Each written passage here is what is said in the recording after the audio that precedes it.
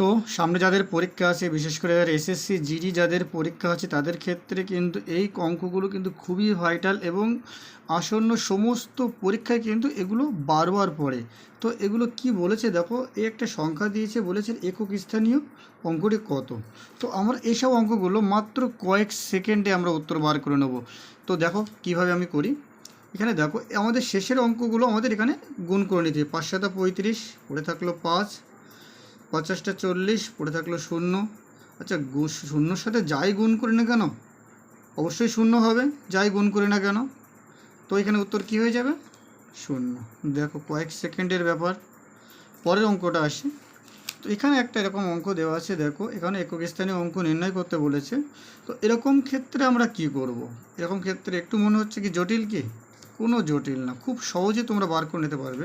সবসময় মনে রাখবে, যদি এই যে সংখ্যা দেওয়া আছে, এই সংখ্যার মাথায় যাই থাকুক না কেন, বিশেষ করে যারা 0 6 5 1 এর মাথায় যাই থাকুক না কেন সেই সংখ্যাটিই বসবে।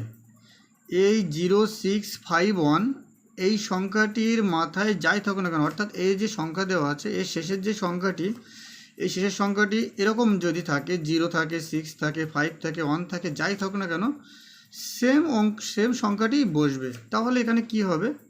এখানে একের মাথায় যাই থাকুক না কেন আমাদের দেখার দরকার নেই। তাহলে আমরা 1, এখানে শেষের অঙ্কটা আমরা ধরে নিতে একক স্থানীয় অঙ্ক 2, তাহলে কত হয়ে যাচ্ছে? 3। দেখো কত সহজে আমরা উত্তর বার করে নিলাম। তো আরেকটা আমরা এর মধ্যে আরেকটা জিনিস শিখে নিই। যদি কখনো দেখো যে তোমাদের এরকম সংখ্যা নাও থাকতে পারে, শেষে তোমাদের 2 3 7 8 এরকম থাকতে পারে।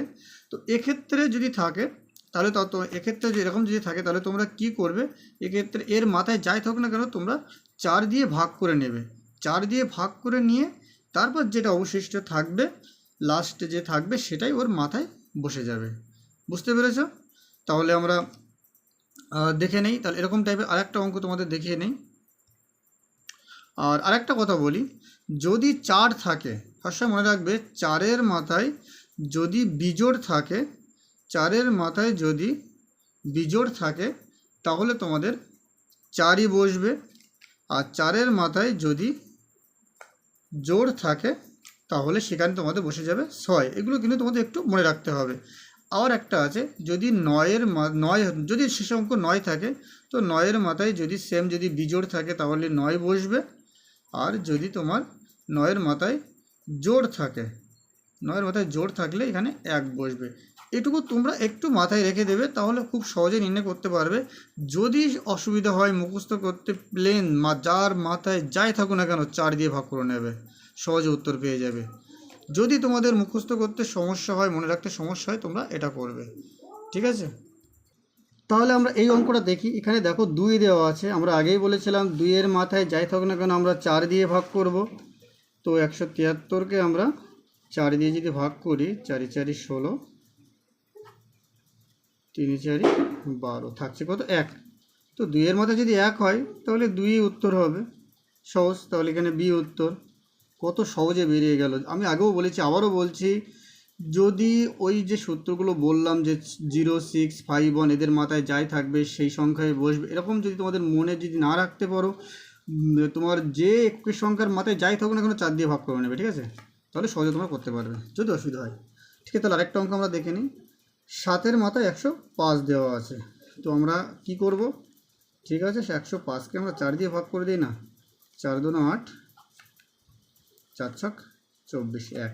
তাহলে 7-এর মাথায় 1 থাকলে 7ই হবে, তাই না? দেখো কত সহজে উত্তর বার হয়ে গেল। এগুলো এরকম একক স্থানীয় অঙ্ক যাই দেখ না কেন তোমরা খুব সহজে অল্প 5 থেকে 10 সেকেন্ডের মধ্যে তোমাদের অ্যান্সার বেরিয়ে যাবে।